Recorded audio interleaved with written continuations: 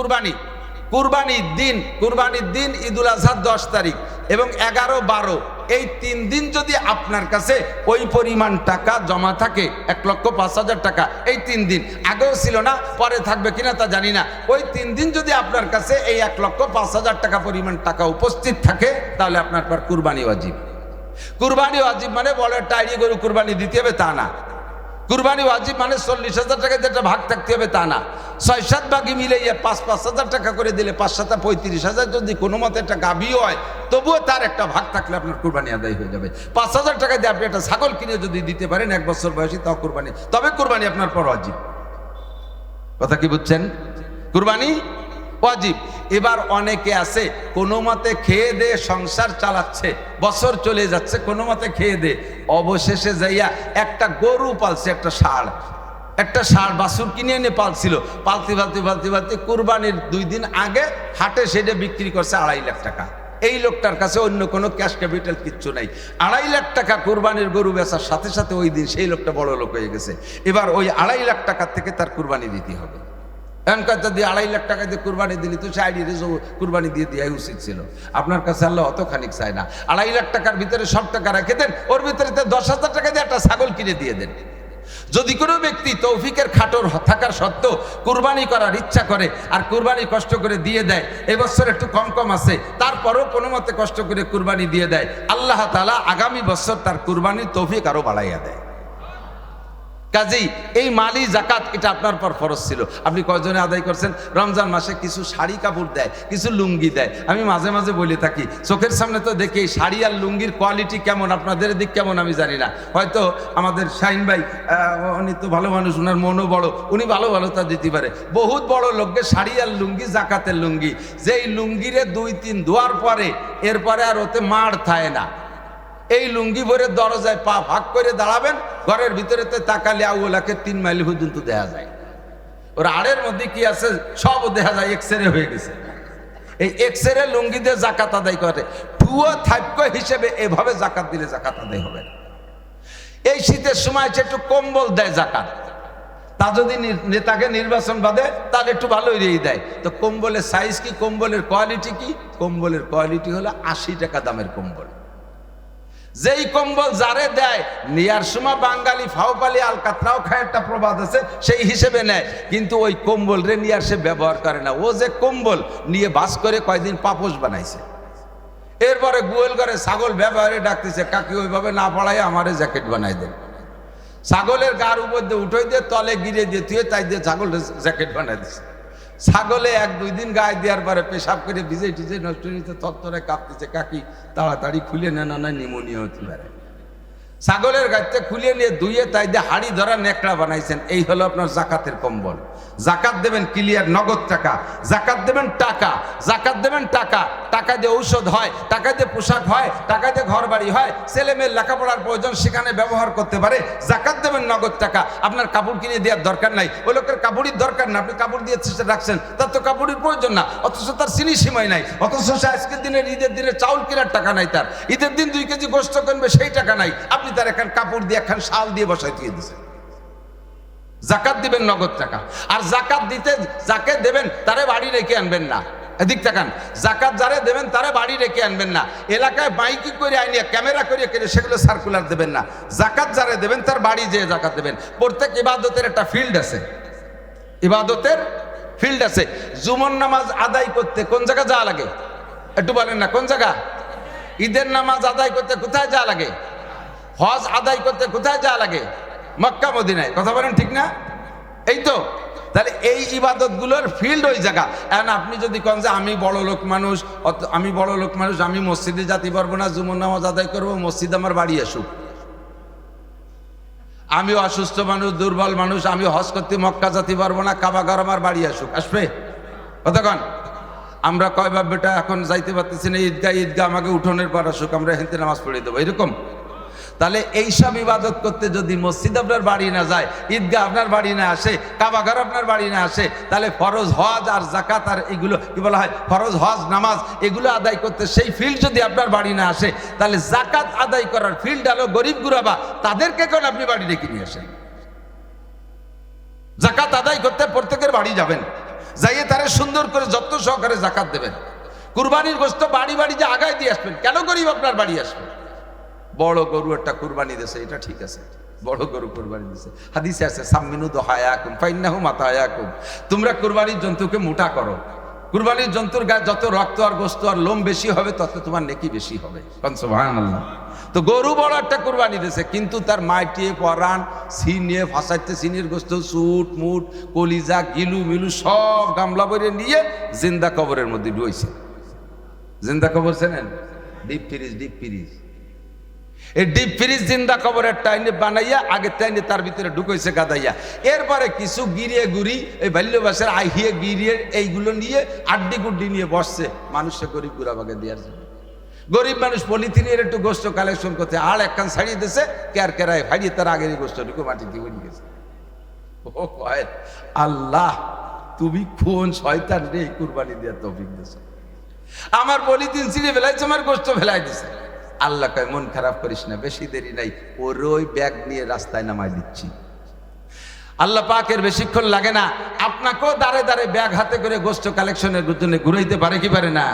এই জন্য গোস্ত দেবেন ক্লিয়ার, যত গোস্ত হবে গিলুডা পর্যন্ত 3 ভাগ করবেন, মাঠে পড়েন কলিজা পর্যন্ত 3 ভাগ করবেন, সম্পূর্ণ 3 ভাগ করে সুন্দর করে গোস্ত দিয়ে হাড্ডি দিয়ে যত্ন সহকারে প্যাকেট করে করে মানুষের হাতে পারলে বাড়ি পৌঁছায় দেবেন।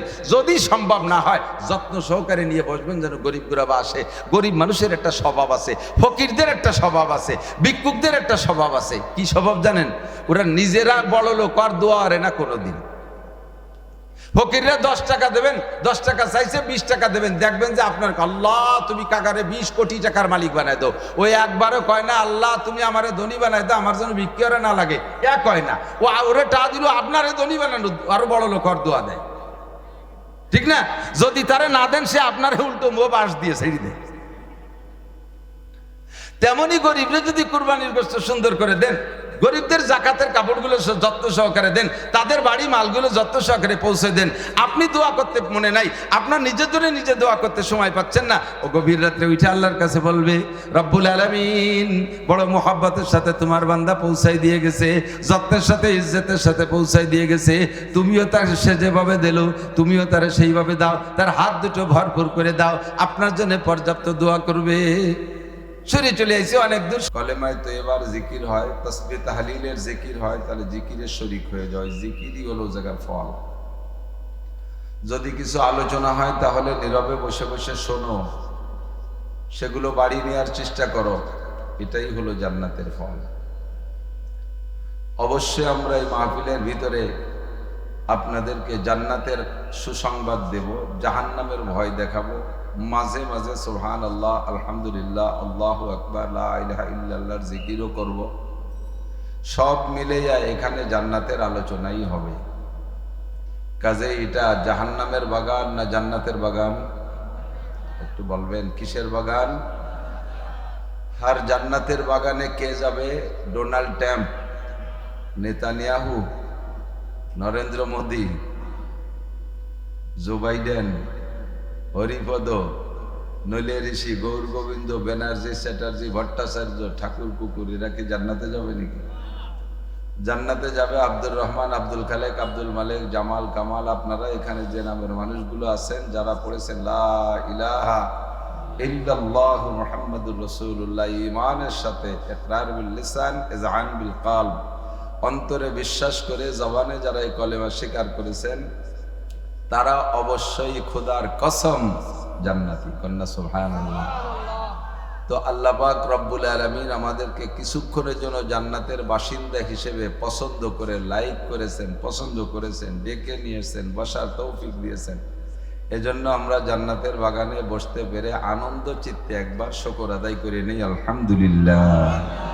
লাইন শাকারতুম লাযিদান্নাকুম, যে নিয়ামতের শুকর আদায় করবেন আল্লাহ ওই নিয়ামত বাড়িয়ে দেবে। তো আপনি যদি এইটাকে নিয়ামত মনে করে শুকর আদায় করেন, তাহলে এই মাহফিলের নিয়ামতটা আমাদের জন্য আল্লাহ অব্যাহত রাখবেন। আর যদি এটাকে আমরা অপছন্দ করি, এটাকে অবজ্ঞা করি, কেমন কেমন করি, ক্রিটিসাইজ করি, তাহলে আমাদের থেকে আল্লাহ তাআলা এটা কেড়ে নিয়ে যাবেন। বিশ্বের অনেক মুসলিম কান্ট্রিতে এখন মাহফিল হয় না, বয়ান হয় না। তারা দুনিয়ার অনেক সেমিনার করে, জাগতিক উন্নয়ন নিয়ে অনেক সেমিনার করে, কিন্তু মাহফিল দ্বীনি আলোচনা, জান্নাত জাহান্নামের সেমিনার তারা করে না। তো দুনিয়াকে তারা প্রাধান্য দেওয়ার কারণে আল্লাহ তাআলা তাদের থেকে এই আখিরাতের আলোচনার মাহফিল, এই সেমিনারগুলো কেড়ে নিয়ে গেছে। আমরাও যদি সেরকম হই, আমাদের থেকে নিয়ে যাবেন, আমরা সেরকম হব না। আমরা এই মাহফিলকে ইবাদত মনে করব, এটাকে পরকালের পাথেও মনে করে আজীবন শুকর আদায় করব। আলহামদুলিল্লাহ। যতক্ষণ বসে আছেন অতক্ষণ এক ফজিলাত, যতক্ষণ আসছেন তখন আর এক ফজিলাত, আবার বাড়ি ফিরে যাবেন তাতেও ফজিলাত। এ জায়গায় কোনো কিছু মায়ের নেই। বাড়ির থেকে আসছেন দিন শেখার জন্য, ওলামা হজরতের কাছ থেকে কিছু শুনবেন, শিখবেন, তদ অনুযায়ী আমল করব, এ নিয়ত করেই তো এসেছি ইনশাআল্লাহ। তো হুজুর বলেন এইটা হলো কি নিয়ত? এইটা হলো তালেবুল ইলমের নিয়ত। তালেবুল ইলম আমাদের বাংলায় শুদ্ধ আরবিতে বলে তালেবুল ইলম, আর বাংলা ভাষায় কয় তালবে আলিম। আমাকে ঠিক তালবে আলিম কয় না। এই তালবে আলিমের আসল শব্দ হলো তালেবুল ইলম, দ্বীনি ইলম অন্বেষণকারী। তো হুজুর বলেন ওয়া ইন্নাল মালাইকাতা লা তাদউ আজনিহাতিহা রিদান লিতালিবিল ইলম। যারা ঘর থেকে দ্বীন শেখার জন্য বেরিয়ে যায়, তবলিগের দিকে যাক, মাদ্রাসার দিকে যাক, মাহফিলের দিকে যাক, ইজতেমার ময়দানের দিকে যাক, কোনো হক্কানি পীর মাশায়েখের সোহবতের দিকে যাক, জুমার দিনে ইমামের খুতবার মাধ্যমে কিছু বয়ান শুনবে, এটাও তার দিন শেখার উদ্দেশ্যে যদি সে ঘর থেকে বের হয়, তাহলে যাওয়া এবং আসার পথে নুরানি, রোহানি, বেগুনা, মাসুম ফেরেশতারা তাদের পায়ের নিচে নূরের পর বিছিয়ে দেয়। ফেরেশতাদের নূরের পরের দাম বেশি না বাংলাদেশের লাল গালিচার দাম বেশি? লাল গালিচার দাম বেশি। সারা দুনিয়ার লাল গালিচারে এক জায়গায় স্তূপ করলে, গাদি দিলে একজন ফেরেশতার পরের সমান হবে না। তো আপনার আমার যাতায়াতের পথে ফেরেশতারা নূরের পর বিছাই দিয়েছে ও দেবে, এটা আমার আপনার কত বড় সম্মান প্রদর্শন।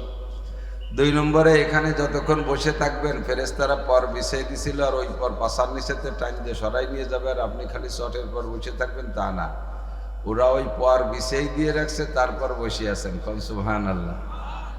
আর যতক্ষণ এ জায়গা কিছু শুনবেন, প্রত্যেকটা মাসআলার বিনিময়ে 1 বস্তা নেকি পাবেন। 1 বস্তা মানে দেশের একটা আধিক্য বোঝানোর জন্য 1 বস্তা বলে, মূলত 1 বস্তা না, অসংখ্য নেকি। কি পরিমাণ? নবী পাক বলেন মাজলিসু ফিকহিন খায়রুম মিন ইবাদাতি 60 সানা। যে মজলিসে দ্বীনি মাসআলার আলোচনা হয়, একটা মাসআলার আলোচনা যদি হয়, ওই মজলিসটার দাম আল্লাহর কাছে কত? একটা মাসালা শুনলে এবং শিখলে আপনাকে 60 বছর নফল ইবাদতের নেকি দান করা হবে। সহজে ইনকাম। এলো আমল করা আমলের নিয়তে মাসআলাটা শুনবেন। খেয়াল করতেছেন? ওলামায়ে কেরাম তুলাবায়ে জামদেরকে দৃষ্টি বেশি আকর্ষণ করি, কারণ কাব্বারানি মওতুল কুবারা। এক সময় এ মাঠের বক্তা ছিলেন হযরত মাওলানা খলিলুর রহমান সুটপার হুজুর রহমাতুল্লাহ আলাইহি। এ মাঠের বক্তা ছিলেন মাওলানা জহুরুল হক সাহেব পুড্ডার হুজুর। এ মাঠের বক্তা ছিলেন হযরত মাওলানা আলী হোসেন সাহেব রহমাতুল্লাহ আলাইহি, হযরত মাওলানা মুজিবুর রহমান সেনাটির হুজুর। গহরডাঙ্গার ওলামায়ে কেরামও আসতেন। যেই মরহুমের নামে মাদ্রাসা, যার প্রতিষ্ঠিত মাদ্রাসা, উনি হযরত বড় বড় ওলামায়ে কেরামের সাথে সম্পর্ক রাখতেন। তো ওই সব মুরব্বীরা যদি আজকে বেঁচে থাকতেন, তাহলে আমার মতো ছোট মৌলবী চেয়ার তো দূরের কথা, মাঠেও আপনাদের সাথে জায়গা পাতাম না। তো উনরা মরি আমারে বুড়ো বানাইছে। কাব্বারানি মওতুল কুবারা, বুড়োরা মরি আমারে বুড়ো বানাইছে। তো একসময় আমরাও থাকবো না, হঠাৎ করে শুনবে একদিন আমার মৃত্যু খবর, কেঁদে কেঁদে আসবে সবাই দিতে শুধু খবর। একদিন আমিও থাকবো না। তো যেদিন আমিও থাকবো না, সেদিন তো এই চেয়ারটা খালি রাখা যাবে না। মুরব্বীরা চলে যাওয়ার পরে আমরা চেয়ার দখল করে বসছি। আমরা চলে যাওয়ার পরে এই চেয়ারে বসার লোক তৈরি হয়ে থাকতে হবে, নইলে চেয়ার খালি পাইলে চেয়ার কিন্তু খালি থাকে না, কেউ না কেউ বসে, কেউ না কেউ বসে। তো হক্কানি রব্বানি ওলামায়ে কেরাম যদি না বসে, তাহলে এই খালি চেয়ারে এসে মিস্টার ইবলিস বসে। তো ইবলিস যাতে বসতে না পারে, রব্বানি হক্কানি ওলামায়ে কেরাম বসতে পারে। এই জন্য ওলামায়ে কেরামকে কথা বলা শিখতে হবে। সবাই, সব আলেম ওলামারা একই পরিমাণ কোরআন হাদিস পড়ালেখা করে মৌলানা হয়, আলেম হয়, মুফতি হয়। সকলে বলতে পারে না, সকলে কথা বলতে পারে না। অনেকে সামান্য একটু লেখাপড়া করে সুন্দর ঝাঁকানাকা বয়ান করতেছে 2-2.5 ঘন্টা। আবার অনেকে বহুত বড় বড় মুফতি, মুহাদ্দিস, শাইখুল হাদিস, অথচ 5 জন মানুষ সামনে করে মাঠে ময়দানে বয়ান করতে পারে না। যালিকা ফাদলুল্লাহি ইউতিহি মান ইয়াশা। এই বয়ান বক্তৃতা এটা আল্লাহ পাক রব্বুল আলামিনের একটা অনুদান। যাকে খুশি আল্লাহ তাআলা তাকে দেন। তবে আমি চেষ্টা করতে পারি উলামায়ে কেরাম সব বক্তাদের বয়ান শুনবে এবং বাচন ভঙ্গি শিখবে কিভাবে আমি কথা বলবো। তো আল্লাহ পাক রব্বুল আলামিন আমাদেরকে ভালোবেসে নিয়েছেন। একটা মাসালা শুনলে শিখলে 60 বছর নফল ইবাদতের নেকি। একটু বলি সুবহানাল্লাহ। সাহাবায়ে কেরাম বললেন মিনাইয়া আমালিন ইয়া রাসূলুল্লাহ, হুজুর 60 বছর নফল ইবাদত বলছেন। নফল ইবাদত তো অনেক প্রকার আছে, তো কোন প্রকারের ইবাদতের নেকি আল্লাহ তাআলা দান করবেন? হুজুর বললেন সিয়ামুহা ওয়া কিয়ামুহা, একটানা লাগাতার 60 বছর নফল নামাজ পড়লে বিরতিহীন, আর একটানা লাগাতার 60 বছর নফল রোজা রাখলে। ফরজ রোজা রাখছি রমজান মাসে, তারপরে 6 রোজা কি সবাই রাখবো? রাখে নাকি সবাই?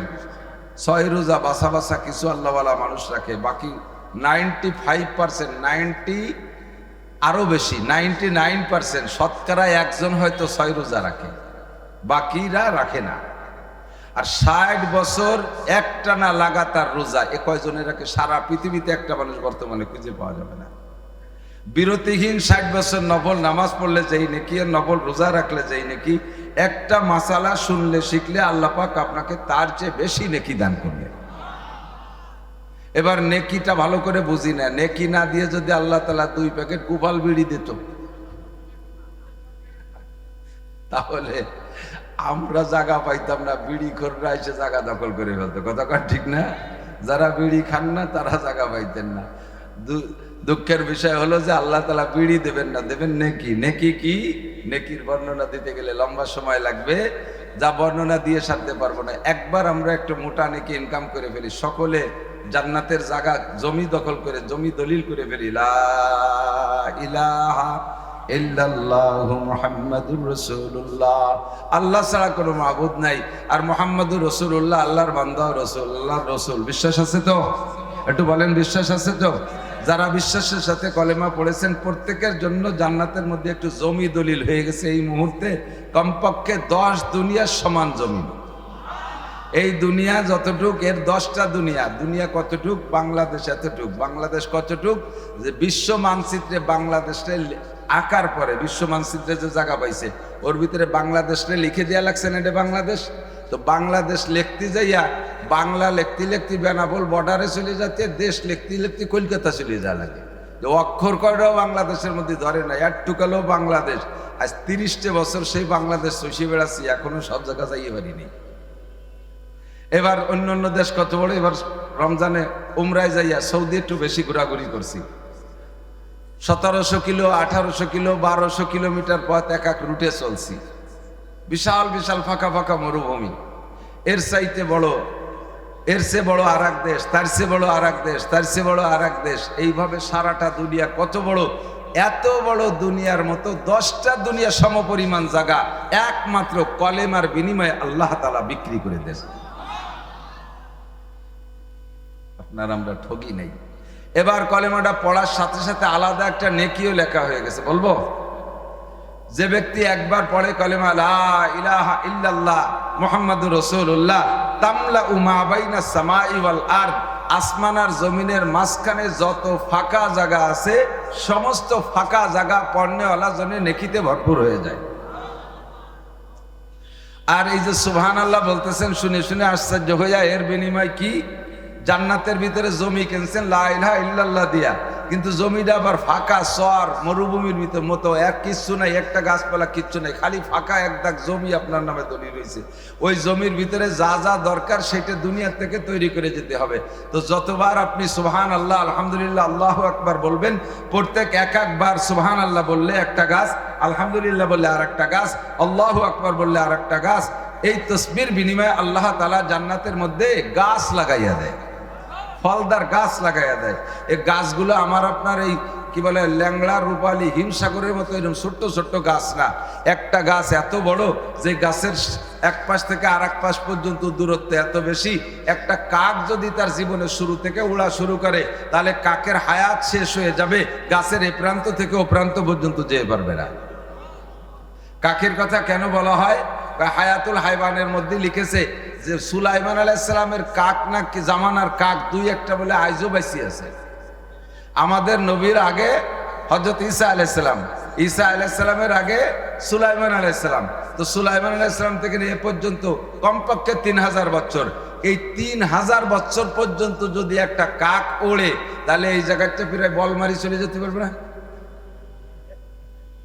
কত না, কত দূর যাবে? পৃথিবীকে কয়েকবার প্রদক্ষিণ করতে পারবে, ঠিক না? এত বড় একটা গাছ আপনার জান্নাতের মধ্যে লাগানো হবে। একবার সুবহানাল্লাহ বলবেন সুবহানাল্লাহ, সুবহানাল্লাহ। ফাঁক পাইলেই বলবেন, সুযোগ পাইলেই বলবেন। এটা নেকির কারখানা, এখান থেকে শিখবো।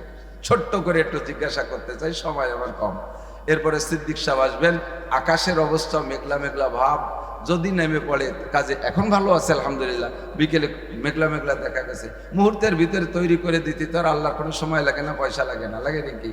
আল্লাহ তাআলা ফাআলুল লিমা ইউরিদ আলা কুল্লি শাইইন কদির, যা খুশি করতে পারেন, যখন খুশি তখন করে ফেলতে পারেন। এই জন্য আমরা সময়টাকে হাতে রেখে কাজ সেরে নেব, যাতে আমাদের মাহফিলও হয়ে যায়, আবার আল্লাহর পক্ষ থেকে যদি বৃষ্টি রহমত হয় সেটাও যেন আমরা পেয়ে যাই। এজন্য সকলে আমরা প্রস্তুত থাকবো। বাইরে যারা আছেন তারাও। অল্পক্ষণের ভিতরে আমি জিজ্ঞাসা করতে চাই, দুনিয়ায় অশান্তি কামনা করা কোনো মানুষ আছেন? অশান্তি চান কেউ? সারা জীবন ভরে চোখ দিয়ে ভালো দেখতেছেন, এখন কি কেউ বলেন যে আল্লাহ আগামীকাল সকালের যেন আমার চোখ দুটো কানা হয়ে যায়? এ কেউ কয়? আল্লাহ পেঁয়াজ লাগাইছি ভালোই ফলছে, পেঁয়াজ উঠানোর আগে যেন সপ্তাহখানেক বৃষ্টি নেবে আর শিল পড়ে সব পয়সা করলে মাটির সাথে মিশে যায়, এ কি কেউ কামনা করে? আল্লাহ ব্যবসা বাণিজ্য করতেছি, ব্যবসার জন্য ধস খায়, ব্যবসার জন্য মায়ের খায়, এটা কেউ চায়? ইরি ধান লাগাইছি, পাকা ধানের পর শিলা বর্ষণ হয়ে যেন ধ্বংস হয়ে যায়, এটা কেউ চায়? 70 বছর সুস্থ আছি, এখন তাকে আর কতকাল সুস্থ থাকবে, এখন যেন অসুস্থ থাকি, এটা কেউ চায়? মান সম্মান ইজ্জতের সাথে আছি, এখন থেকে আর কত ইজ্জত নেব, সামনের থেকে যে কদিন বাঁচে তাকে যেন অসম্মানী আর বেইজ্জতি হয়ে চলাফেরা করি, এটা কেউ চায়? আমার স্ত্রী আমার জীবন ভরে ভালোবাসে, কালকে যেন স্যান্ডেল দিয়ে বাড়ি হয়, এ জুতো মারে, এ কি কেউ কোনোদিন কামনা করে? কেউ চায় না। এক কথা, যত প্রকারের অশান্তি আর অরাজকতা এটা কেউ চায় না, শান্তি সবাই চায়, শান্তি সবাই চায়। আল্লাহ পাক রব্বুল আলামিন বলেন, শান্তি পাওয়ার উপায়, তোমরা যে পদ্ধতিতে শান্তি খুঁজো ওই পদ্ধতির মধ্যে শান্তি নেই। দুনিয়ার মানুষ মানব রচিত সিদ্ধান্ত, মানব রচিত আইন আর কানুনের ভিতরে কোনোদিন শান্তি খুঁজে পাওয়া যাবে না। মানব রচিত আইন, যারা এই আইন রচনা করে, পশ্চিমেরা, বড় বড় পণ্ডিতরা, বাংলাদেশও পশ্চিমেদের আইন চলতেছে, এই পশ্চিমেরা যারা আইন রচনা করে, সংবিধান তৈরি করে, একেবারে মূলের সর্বশেষেরা বর্তমান বিশ্বের প্রধান গুরু ডোনাল্ড ট্রাম্প, সেই ট্রাম্প সহ আরও যত আছে পণ্ডিতরা, তারাই আইন তৈরি করে, আইন প্রণয়ন করে।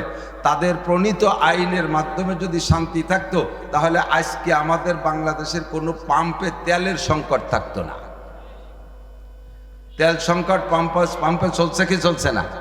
সারাটা বাংলাদেশের সংকট চলতেছে, তেল সংকট। গত রাত্রে সাতক্ষীরের ভিতরে অনেক নিচে চলে গেছি, সুন্দরবনের ভিতরে মাহফিল, সেখান থেকে আসার পথে বাড়ি পর্যন্ত 20টে পাম্পে ঢুকছি, 20টা পাম্পের থেকে আমাকে 20 ছটাক তেলও দিল না। বড় টেনশনের সাথে কাঁপতে কাঁপতে আসছি। মাশাআল্লাহ, গোপালগঞ্জ আসার পরে ফজর হয়ে গেছে, গোনা পড়া আছে, সেখানে এসে এক পাম্পের থেকে 1000 টাকার তেল পাইছি। প্রত্যেকটা পাম্পে শত শত মোটরসাইকেল সিরিয়াল ধরে লাইন দিয়ে দাঁড়ায় আছে, 100 টাকার তেল নিয়ে সারা রাত। এই যে অশান্তি সারা দুনিয়াটা জুড়ে, এই অশান্তি আসছে আল্লাহ কি বলা হয়, রব রচিত, কুরআন হাদিস সুন্নাত রচিত যে সংবিধান, সেই সংবিধানের কারণে নয়, এটা পশ্চিমে অমুসলমান মানব রচিত সংবিধান অনুযায়ী দুনিয়া চালানোর কারণে এই সমস্ত অশান্তি আমরা দেখতেছি। কথা বলুন ঠিক ঠিক না? আল্লাহ পাক রব্বুল আলামিন বলেন, যদি তুমি শান্তি পাইতে চাও, আল্লাহ আন্না আহলাল কুরা আমানু, আল্লাহ আন্না আহলাল কুরা আমানু ওয়াত্তাকাও লাফাতাহনা আলাইহিম বারাকাতিম মিনাস সামাই ওয়াল আরদ।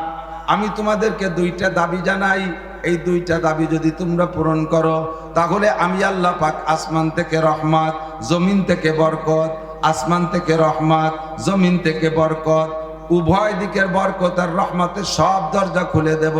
এই দরজা খোলার জন্য তোমাদের আমার কাছে মোনাজাত করা লাগবে না, সবে বরাতে হাত পাতা লাগবে না, সবে কদরে কান্নাকাটি করা লাগবে না, মৌলবীদেরকে ডাইকে নিয়ে মিলাদ পড়াইয়া দোয়া করা লাগবে না, খতম পড়ায় দোয়া করা লাগবে না।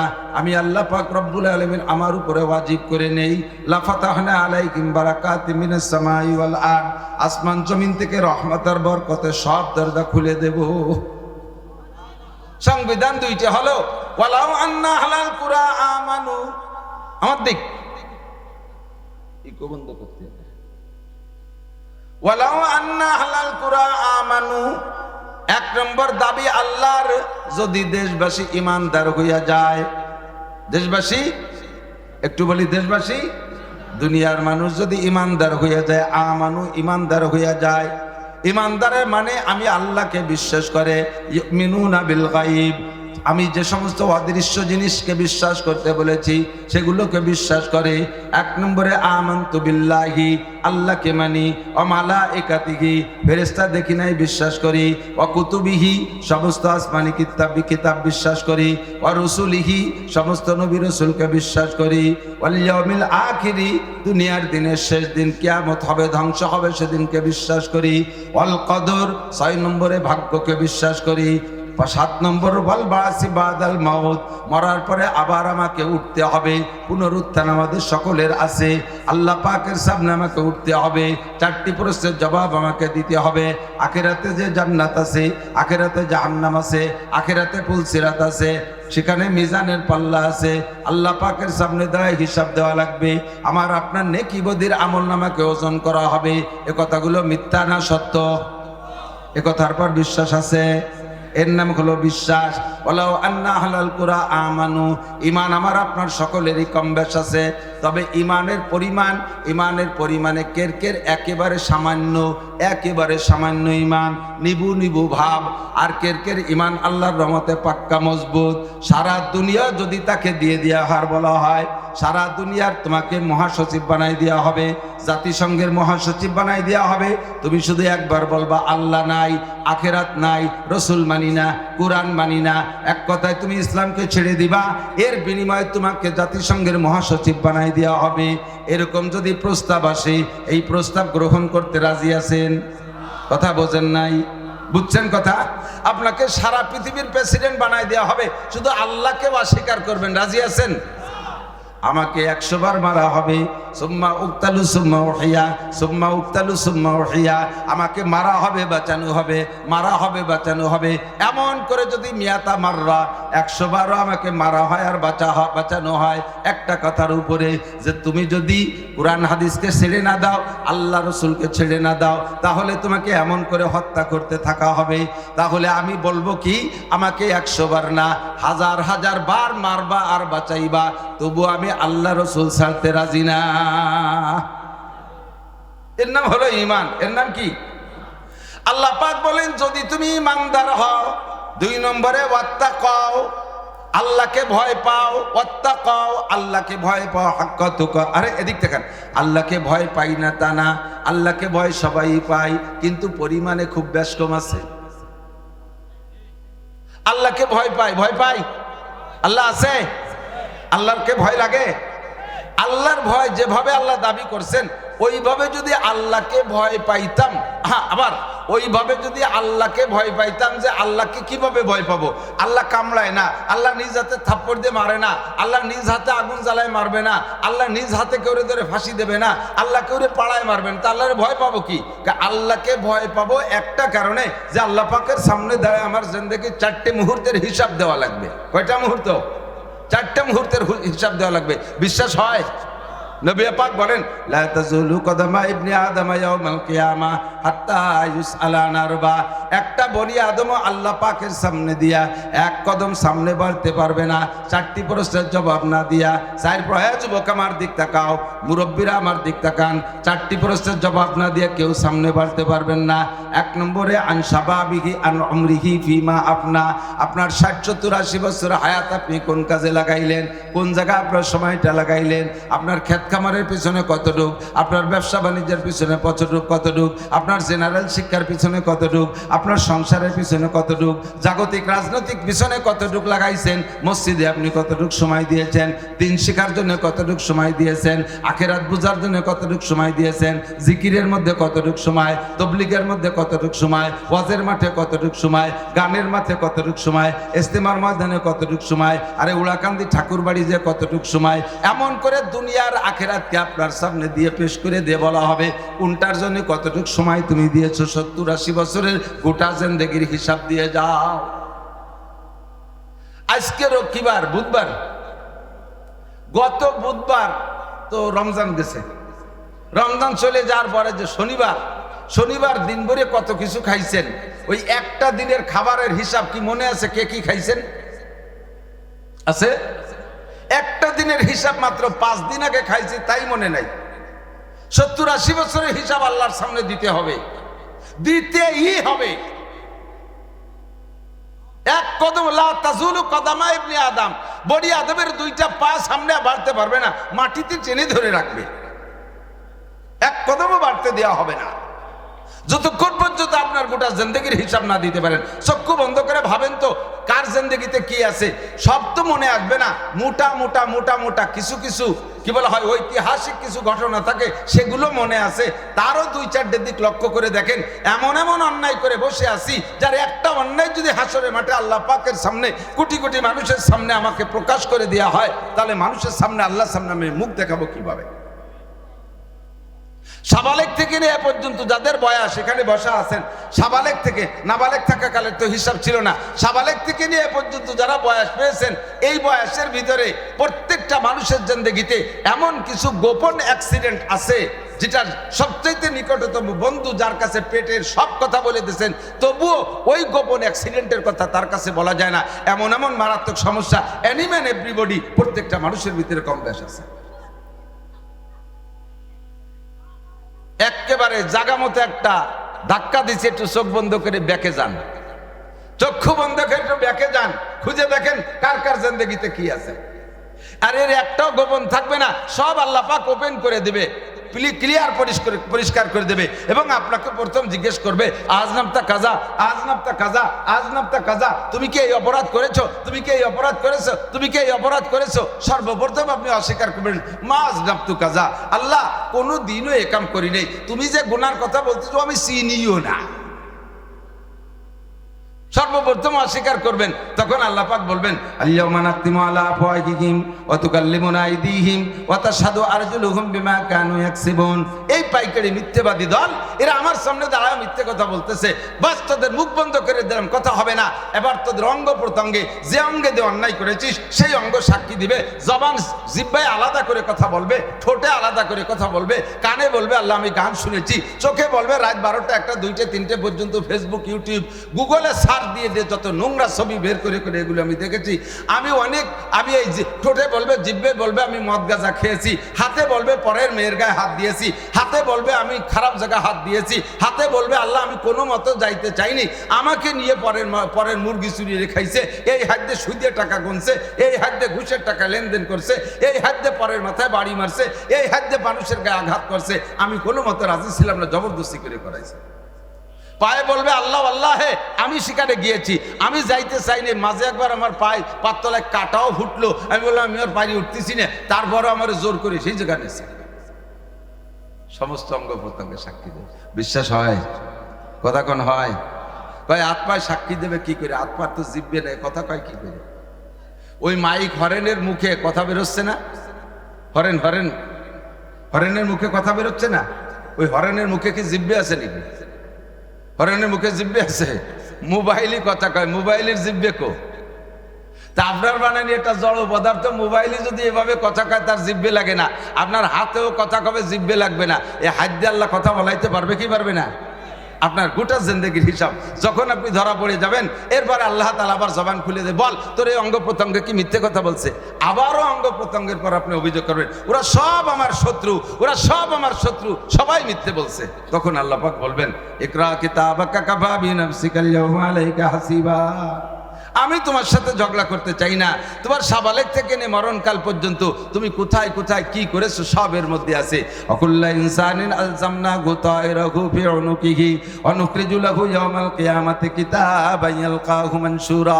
সারা জীবন ভরে যা করেছেন আর যা বলেছেন সব লেখা হইয়া অডিও ভিডিও করে তারিখ দিয়ে স্থান দিয়ে প্যান্ডেল সহ স্থান সহ সব শহর ভিতরে ক্যামেরা কইরা ওর মধ্যে রেখে দেওয়া হয়েছে।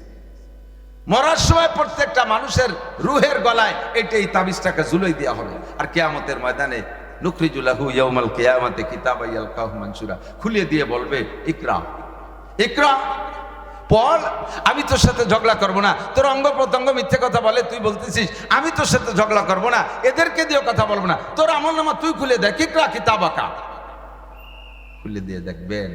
আপনি শেষ আরবি পড়তে পারবেন, আরবি বলতে পারবেন। আপনি কি বলবেন জানেন? সূরা কাহফের মধ্যে আছে, আশ্চর্য হবেন। ও আল্লাহ লা ইউগাদিরু সগীরাতা ওয়ালা কাবীরাতান ইল্লা আহসাহা ওয়াজাদু মা আমিলু হাজিরা ওয়ালা ইয়াজলিমু রাব্বুকা আহাদা। আল্লাহ চুল পরিমাণ জুলুম করে নাই, আমি ছোট বড় যা করেছি সব লিখে ফেলাইছি। সুন্দরবন গিয়েছিলাম, সেখানে কি অন্যায় করেছি। কক্সবাজার কুয়াকাটা চরের পর যে কি কি আকাম করেছি। আরে জাফলং যে সেখানে যে পাহাড়ের আড়ালে দাঁড়ায় কি কি অন্যায় করেছি। এই পাট ক্ষেতের ভিতরে দাঁড়ায় দাঁড়ায় কার সাথে গাঁজা কিনা বেচা করেছি, আবার কিনা বেচা করেছি, সব দিয়ে টু জেড লিখে রাখছে, একটাও ছাড়ে নাই। ও দোস্ত, সেদিন আল্লাহর হাত থেকে ছুটতে পারবেন না, প্রত্যেকটা আপনাকে একেবারে চোখে আঙ্গুল দিয়ে ধরাই দেবে। এই জন্যে কিয়ামতের ময়দানে 4 প্রশ্নের 1 নম্বর প্রশ্ন উমরিহি ফিমা আপনা, 70-80 বছরের হায়াতের হিসাব মিলাইয়া নেন। 70-80 বছরের হায়াতের হিসাব দেওয়া লাগবে। 2 নম্বরে আমার যুবকরা আমার দিক তাকাও, আন শাবাবিহি ফিমা আবলা, 70-80 বছরের ভিতরে আপনার সব আছে। তারপরও নবী বললেন, আলাদা করে বললেন যৌবন কাল। এটা ভেরি ভেরি ইম্পর্টেন্ট টাইম। গোটা জীবনের ভিতরে সবচাইতে গুরুত্বপূর্ণ সময় হলো যৌবন কাল। 40-এর আগ পর্যন্ত যৌবন কাল কতদিন? 40-এর আগ পর্যন্ত এই টাইমটা অন্যায়ও বেশি করা যায়, ন্যায়ও বেশি করা যায়। ইচ্ছে করলে বাইসাইকেল চালাইয়া চরমোনায় চলে যাওয়া যায়, ইচ্ছে করলে বাইসাইকেল চালাইয়া কাশিয়ানির উড়াকান্দি ঠাউর বাড়িও যাওয়া যায়। কতক্ষণ? ইচ্ছে করলে বাইসাইকেল চালাইয়া গহরডাঙ্গার মাহফিল শুনতে যাওয়া যায়, আবার ইচ্ছে করলে বাইসাইকেল চালাইয়া যশোর যাইয়া কোনো কনসার্ট গান বাজনা সিনেমা হচ্ছে সে যশোর মনিহার হলে যাইয়া সিনেমাও দেখা যায়। ইচ্ছে করলে এই যৌবনকালে রাত 12টা 1টা 2টা 3টে 4টে পর্যন্ত দাঁড়ায় দাঁড়ায় টেলিভিশন দেখা যায়। এর বহুত প্রমাণও আছে। 3-4 বছর আগে যে বিশ্বকাপ ফুটবল খেলা হলো, সারা বিশ্ব জুড়ে যে ফুটবল খেলা, বিশ্বকাপ ফুটবল খেলা, যুবকরা বুড়োরাও, বহু বুড়ো, যে বুড়ো ওক্তীয় নামাজ পড়তে মসজিদে যাইতে পারে না, ঠ্যাং কাঁপে, হাঁটু কাঁপে, মাজা ব্যথা, সে বুড়ো দেই যে চার দোকানে যাইয়া বেঞ্চের কোনায় জম্বের শীত কল করে শীতের রাত্রে ঠিক ঠিরে কাঁপতেছে, গুতুম পেশার মতো সেই বুঝে গেছে। কাকা জিজ্ঞাসা করা হবে মাল সম্পর্কে, মিন আইনা ইকতাসাবা ফিমা আনফাকা, এই মাল কোত্থেকে কামাই করেছো, কোথায় খরচ করেছো, তুমি কোত্থেকে এত মালিক হইলা। তুমি সাধারণ একজন কর্মচারী ছিলে 20 বছর আগে, আর আজকে তুমি শিল্পপতি কোটিপতি হয়ে গেলে কিভাবে? একটু জবাব দিয়ে যাও। তুমি ঢাকায় গেলে রিক্সা চালাইতে, এখন তুমি ঢাকার প্রাণ কেন্দ্রে 10 তলা বিল্ডিং এর মালিক হয়ে গেলে কিভাবে? একটু জবাব দিয়ে যাও। মিনাইন একটা সাবা, কোত্থেকে কামাই করেছো? বলবেন আল্লাহ, আমার ইনকাম শুনলে তুমি আজীব হয়ে যাবা। বলো ইনকাম কেমন করেছো? আল্লাহ, আমি ফজরের নামাজ আউল ওক্তে তাহাজ্জুদ তো পড়ছি, তাহাজ্জুদ পড়িয়া এরপরে জিকির করছি, জিকির করতে করতে ফজরের আজান দিছে, ঘরে সুন্নত পড়া সুন্নত, সূরা কুলিয়ার সূরা ইখলাস, এই 2 রাকাত 2 সূরাতে ফজরের সুন্নত পড়া সুন্নত, ঘরে পড়া আর এক সুন্নত। তো 2 রাকাত সুন্নত ওই সূরাতেই রেগুলার পড়ি, ঘরেই পড়ছি। এরপরে 2 রাকাত মসজিদে যে জামাতে নামাজ পড়ছি, নামাজের পরে সেখানে বসে ওজিফা তাসবিহ তাহলিল আদায় করছি। এরপরে 2.5 ঘন্টা দাওয়াতের কাজ, সেটাও করছি। বাসায় এসে আবার তিলাওয়াত করছি। তিলাওয়াতের পরে দেখি রান্না বান্না হয়ে গেছে, বাচ্চাকে নিয়ে খানা দানা খাইয়া বাচ্চাটারে মাদ্রাসা থেকে পাঠাই দিয়ে রিক্সা খান নিয়ে বেরোইছি, ভ্যানটা নিয়ে বেরোইছি। বেরোনোর পরে জীবনে কোনোদিন কোনো যাত্রীকে ধোকা দিয়ে টাকা নেই। উঠানোর পরে যে যা দিয়েছে তাই নিয়ে আমি সন্তুষ্ট রয়েছি। আজান দেওয়ার সাথে সাথে প্যাডেলে আমি পা মারি নাই, সাথে সাথে ভ্যানটারে বন্ধ করে দিয়ে মসজিদে যে নামাজ পড়ছি। এইভাবে 5 ওয়াক্ত নামাজ নিয়মিত আদায় করছি। দুনিয়ায় কেউ আমার কাছে 1টা টাকা পাবে না, আমিও কাহারও কাছে পাবো না। আয় ভাই আমার সমান সমান একভাবে চলে আসছি। এইটা তো ছিল আমার ইনকাম সোর্স। বলো আল্লাহ, এই জায়গায় কোনো সমস্যা আছে? এর ইনকামটা বড় সুন্দর ইনকাম না? মাথার ঘাম পায়ে চলে গেছে, রক্ত পানি করা টাকা। আল্লাহ কা ইনকাম তো বড় সুন্দর। তুমি খরচ করছো কোন জায়গায় একটু তাই কও। খরচ কিভাবে করছো একটু তাই কো? আল্লাহ খরচটা করছি, খরচও ঠিক মতোই করছি, একটু সমস্যা হলো ওই ব্যারাকের কিস্তি আনা ছিল, তাই শনিবারে টাকা কয়টা ওই জায়গা দিয়ে দিছি। গ্রামীণ ব্যাংকের থেকে কিস্তি আনা ছিল, সেই জায়গায় টাকা কয়টা শনিবারে দিয়ে দিতাম, কামাই করছি এইভাবে। আল্লাহকে ইনকামটা বড় সুন্দর, কিন্তু খরচটা ভালো হয়নি। এই খরচের জন্য তুমি ভিটি সালা বন্ধ ধুলাই হবে, এবার বাড়ি খাইতে হবে। আর একজনের ধরছে এই তোরডার হিসেব দেখো, আল্লাহ তুমি আমার ইনকামের দিক তাকায় না, আমার খরচ শুনলে তুমি আশ্চর্য হয়ে যাবা। বলো তুমি কিভাবে খরচ করছো? কয় বছরে প্রত্যেক বছর জাকাত তো পাই টু পাই দেই, এর ভিতরে কোনো সন্দেহ নেই। কুরবানির সময় বড় বড় হাটের সেরা 4টে গরু কিনি, জবই দিয়ে বাড়ি মাত্র 1 অক্তের গোস্ত রাখিয়া সব গ্রাম করে মহল্লা করে বন্টন করে দিয়ে দেই। এরপরে রমজান মাস আসলে কয়েকশো কয়েক হাজার শাড়ি লুঙ্গি এগুলো জাকাত দেই। শীতকাল আসলে দামি দামি কম্বল এলাকা করে জাকাত দিছি। এরপরে নিজে হজ করছি 5 বার, উমরা করছি 30 বার, আমার টাকায় দিয়ে উমরা করাইছি 10-12 জনরে, হজ করাইছি 5 হুজুর রে। এরপরে তবলিগি পাঠাইছি কতজনরে তার ঠিক নাই, বিদেশে তবলিগ করতে পাঠাইছি 15-20 জনরে, সব আমার টাকায় দিয়ে। আল্লাহ আমি কি কাজটা খারাপ করছি? এরপরে মসজিদ মাদ্রাসা যা করার তা তো করছি। অবশেষে শেষবার যখন কাবাঘরে হজ করতে গেলাম, যাই এই যে কাবাঘরের গিলাপ পাল্টাচ্ছে, সে জায়গায় সুযোগ পেয়ে 10 লাখ টাকা দিয়ে শরীক থাকলাম। বলো আমার খরচটা কেমন হয়েছে? আল্লাহ কায় A+, গোল্ডেন A+। তো তুমি এই যে এত খরচ করলি, খরচ করতে টাকাটা পাইলি কোন জায়গা? তুমি ইনকাম করছো কোন জায়গা? ছেলে একটা চাকরি, বেতন কত? 1025 টাকা। তো 25,000 টাকার বেতনের চাকরি যে তুমি এত করতে টাকা পাইলে কোন জায়গা? ধরা খাবে কি খাবে না? ওই ছেলেও একটা ব্যবস্থা, তুমি ও দিক তাকাতে যাই, ওনাদি যা করছি এই দিক তাকাতে এক ব্যবস্থা করা যায় নাকি? আল্লাহ কয় তুমিও বিটি শস্য তেল মাখাও, ধুলাই হবে। মিনাই নাকতা সাবাফি মান ফাঁকা লাসাদ্দাতামিন গুলুলিন, হারাম কামাই করে কাবা ঘরের গিলাপ বানাই দিল নেকি নাই, বরঞ্চ ইমান নষ্ট হয়ে যাবে। হারাম টাকা দিয়ে যদি, হারাম টাকা দান করে যদি নেকির আশা করে, ইমান নষ্ট হয়ে যাবে। আবার হালাল টাকা দিয়ে যদি হারাম কাজে খরচ করে আর সেটাকেও যদি সে বৈধ মনে করে, তাও তার সে ইমান নষ্ট হয়ে যাবে। এই জন্য আপনার মাল সম্পর্কে, ইনকাম সম্পর্কে আপনাকে জিজ্ঞাসা করা হবে। আপনারা যারা জাকাত ফরজ হয়েছে, এই রমজানে অনেকে জাকাত দিয়েছে, অনেক মানুষ জাকাত দেন নাই, জাকাতের মাসালাটাও শুনতে চান না। এটাও হাদিসের ভিতরে আসছে, নবী পাক বলেন জাকাতু মাগরামা, কিয়ামতের আলামতের মধ্যে একটা হলো জাকাতু মাগরামা। মানুষকে নামাজের কথা বললে মোটামুটি শুনবে, রোজার কথা বললে মোটামুটি শুনবে, তিলাওয়াতের কথা বললে ভালোই শুনবে, তারপরে ফাজাইলে জান্নাত বলে আরো শুনবে, এই জাতীয় নেকের কথা বললে খুব শুনবে। যখন জাকাতের কথা বলা হবে তখন এটাকে জরিমানা মনে করবে। এই যে এই জায়গা মনে হুজুরকে কোনো ইন্টারেস্ট আছে, এই জন্য ধরছে এটা খুব টাইট করিয়া। ভালো করে জেনে নেন, বুনিয়াল ইসলাম আলা খামসিন, ইসলামের ভিত্তি কয়টা? একটু বলেন কয়টা? 1 নম্বরে কলেমায়ে শাহাদাত, 1 নম্বরে কলেমায়ে শাহাদাত, 2 নম্বরে নামাজ, 2 নম্বরে নামাজ, 3 নম্বরে যাকাত, 3 নম্বরে যাকাত, 4 নম্বরে হজ, 5 নম্বরে রোজা বা 4 নম্বরে রোজা বা 5 নম্বরে হজ, যেভাবে হোক এই সিরিয়ালের সমস্যা নেই। বাকি নামাজও যেমন ইসলামের ভিত্তি, কলেমা যেমন ইসলামের ভিত্তি, হজ যেমন ইসলামের ভিত্তি, রোজা যেমন ইসলামের ভিত্তি, এর কোনো একটা ভিত্তি মায়ের দিলে যেমন ইসলামের ঘর ঠিক থাকে না, তেমনই আপনার জাকাতও ইসলামের ভিত্তি।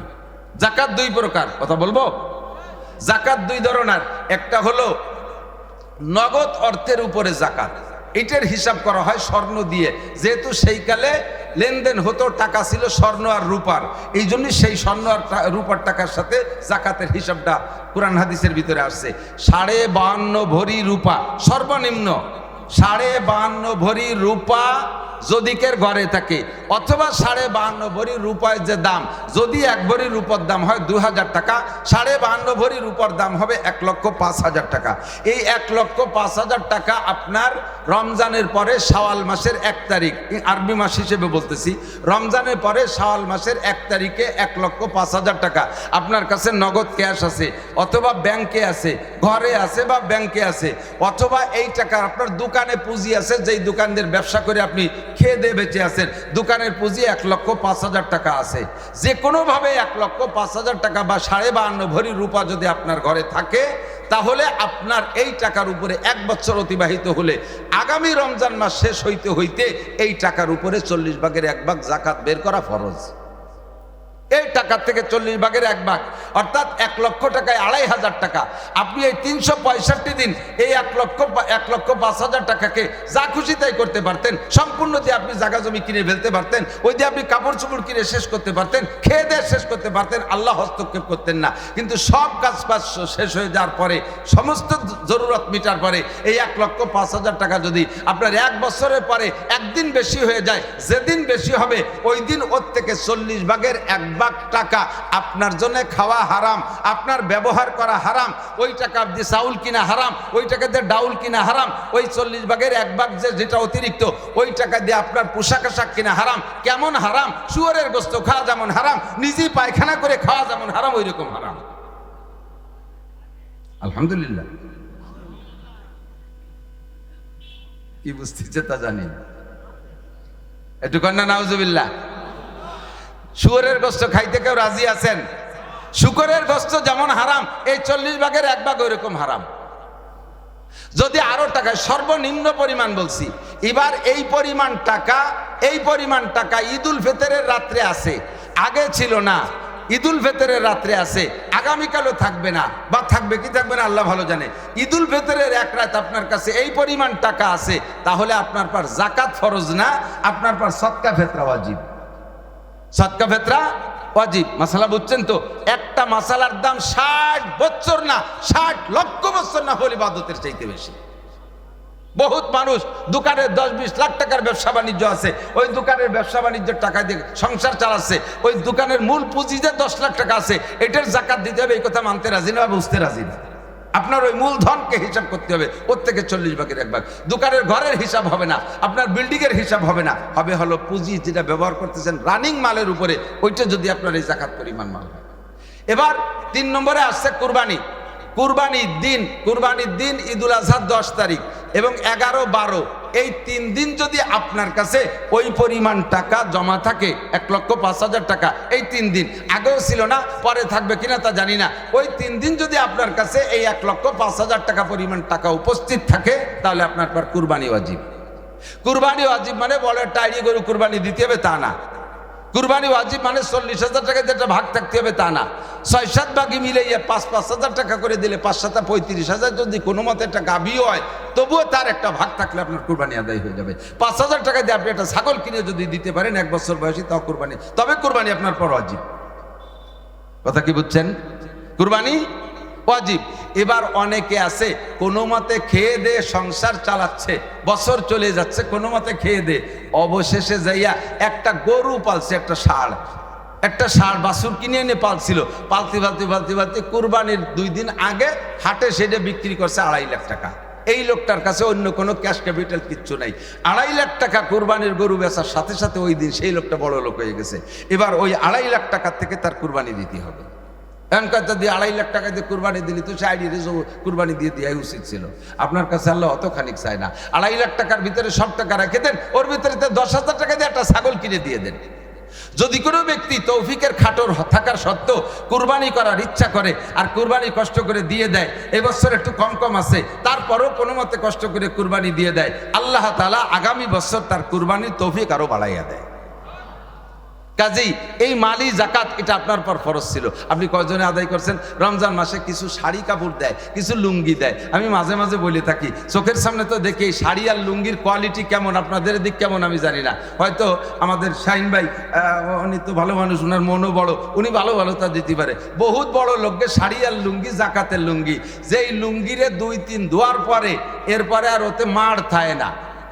এই লুঙ্গি ভরে দরজায় পা ভাগ করে দাঁড়াবেন, ঘরের ভিতরে তাকালে আউলাকে 3 মাইল পর্যন্ত দেখা যায়। ওর আড়ের মধ্যে কি আছে সব দেখা যায়, এক্সরে হয়ে গেছে। এই এক্সরে লুঙ্গি দিয়ে জাকাত আদায় করে, টুয়ো থাপ্য হিসেবে এভাবে জাকাত দিলে জাকাত আদায় হবে। এই শীতের সময় একটু কম্বল দেয় জাকাত, তা যদি নেতাকে নির্বাচন বাদে তাহলে একটু ভালোই রেই দেয়। তো কম্বলের সাইজ কি, কম্বলের কোয়ালিটি কি? কম্বলের কোয়ালিটি হলো 80 টাকা দামের কম্বল। যেই কম্বল যারে দেয় নেয়ার সময় বাঙালি ফাওপালি আলকাতরাও খায়, একটা প্রবাদ আছে, সেই হিসেবে নেয়, কিন্তু ওই কম্বল রে নিয়ার সে ব্যবহার করে না। ও যে কম্বল নিয়ে বাস করে কয়দিন পাপোশ বানাইছে, এরপরে গোয়াল ঘরে ছাগল ব্যবহারে ডাকতেছে, কাকি ওইভাবে না পড়াই আমারে জ্যাকেট বানাই দেন। ছাগলের গার উপর দিয়ে উঠে দিয়ে তলে গিরে দিয়ে তুই তাই দিয়ে ছাগল জ্যাকেট বানাই দিচ্ছে। ছাগলে 1-2 দিন গায়ে দেওয়ার পরে পেশাব করে ভিজে টিজে নষ্ট হয়েছে, তত্তরে কাঁপতেছে, কাকি তাড়াতাড়ি খুলে নেন, না নিমোনিয়া হতে পারে। ছাগলের গাছটা খুলিয়ে নিয়ে ধুয়ে তাই দিয়ে হাড়ি ধরা নেকড়া বানাইছেন। এই হলো আপনার জাকাতের কম্বল। জাকাত দেবেন ক্লিয়ার নগদ টাকা, জাকাত দেবেন টাকা, জাকাত দেবেন টাকা। টাকা দিয়ে ঔষধ হয়, টাকা দিয়ে পোশাক হয়, টাকা দিয়ে ঘর বাড়ি হয়, ছেলে মেয়ের লেখাপড়ার প্রয়োজন সেখানে ব্যবহার করতে পারে।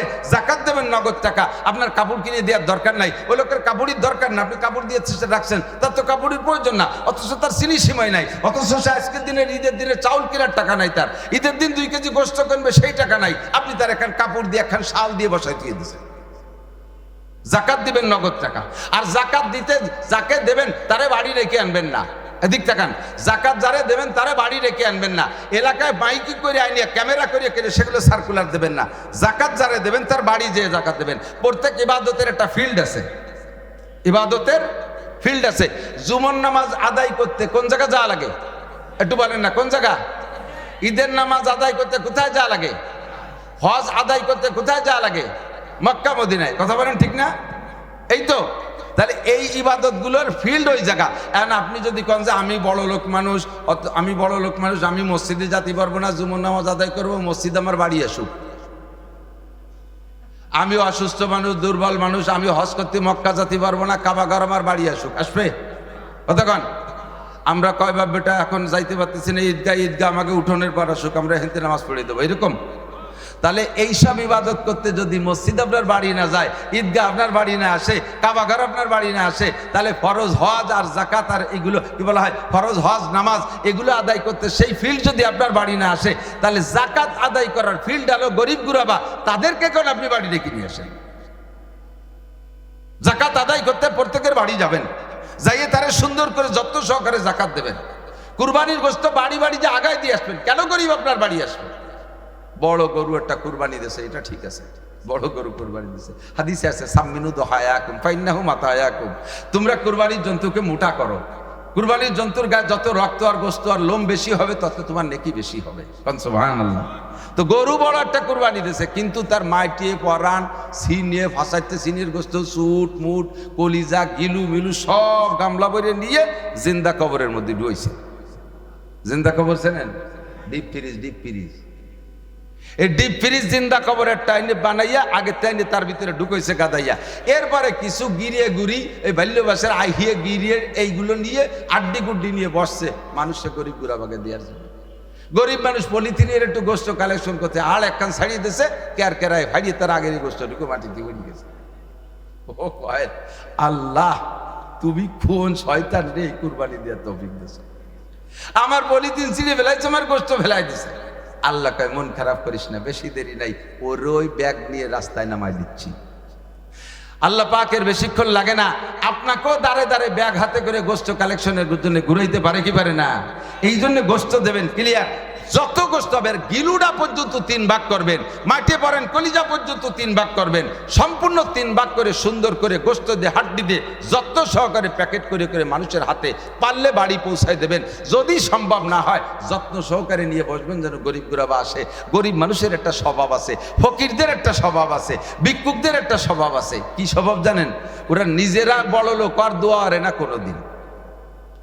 ফকিররা 10 টাকা দেবেন, 10 টাকা চাইছে 20 টাকা দেবেন, দেখবেন যে আপনার আল্লাহ তুমি কাকারে 20 কোটি টাকার মালিক বানাই দাও। ওই একবারও কয় না আল্লাহ তুমি আমারে ধনী বানাই দাও, আমার জন্য বিক্রি না লাগে, এ কয় না। ও ওরে টাকা দিল আপনারে ধনী বানানো, আরো বড় লোক আর দোয়া দেয়, ঠিক না? যদি তারে না দেন সে আপনারে উল্টো মুখ বাস দিয়ে ছেড়ে দেয়। তেমনি গরিবরা যদি কুরবানির গোশত সুন্দর করে দেন, গরিবদের জাকাতের কাপড়গুলো যত্ন সহকারে দেন, তাদের বাড়ি মালগুলো যত্ন সহকারে পৌঁছে দেন। আপনি দোয়া করতে মনে নাই, আপনার নিজের জন্য নিজে দোয়া করতে সময় পাচ্ছেন না, ও গভীর রাত্রে উঠে আল্লাহর কাছে বলবে রব্বুল আলামিন বড় মোহাব্বতের সাথে তোমার বান্দা পৌঁছাই দিয়ে গেছে, যত্নের সাথে ইজ্জতের সাথে পৌঁছাই দিয়ে গেছে, তুমিও তার সে যেভাবে দিল তুমিও তার সেইভাবে দাও, তার হাত দুটো ভরপুর করে দাও, আপনার জন্য পর্যাপ্ত দোয়া করবে। সরে চলে আইছি, অনেক দূর, সময় কম, এটা বক্তাকে স্বভাব, জায়গায় চলে যাচ্ছি। অজ্জা কি বলা হয়, আপনাকে এই জাকাত দিতে হবে, আপনার মাল সম্পর্কে জিজ্ঞাসা। 4 নম্বর প্রশ্ন, যা শিখবেন আজকে আমি যতটুকু বলছি এই কথা আর আগেও যা জানেন না জানেন, যতটুক জানেন এই সব জানার উপরে প্রশ্ন হবে মাদা আমিলা বিমা আলিমা, তুমি যা জানো তারপর আমল করেছে কতটুক জবাব দিয়ে যাও। জানেন না এমন কোনো মানুষটাই নামাজ পড়লে নেকি হয়, রোজা রাখলে নেকি হয়, হজ করলে নেকি হয়, যাকাত দিলে নেকি হয়, তিলাওয়াত করলে নেকি হয়, মসজিদ করলে নেকি হয়, মাদ্রাসা করলে নেকি হয়, ফরজ ওয়াজিবে নেকি হয়, সুন্নাত মুস্তাহাবে নেকি হয়, এগুলো আমরা জানি না? টুপি দাড়ি পাগড়ি জুব্বায় নেকি হয়, এই আমলগুলো করলে নেকি আমরা সবাই জানি, কিন্তু মানি না, আমল করি না। এই জায়গায় আর একটা ধরা খেয়ে যাবো। আল্লাহ তাআলা সবাইকে আমল করার তৌফিক দান করে, সবাই বলে আমিন।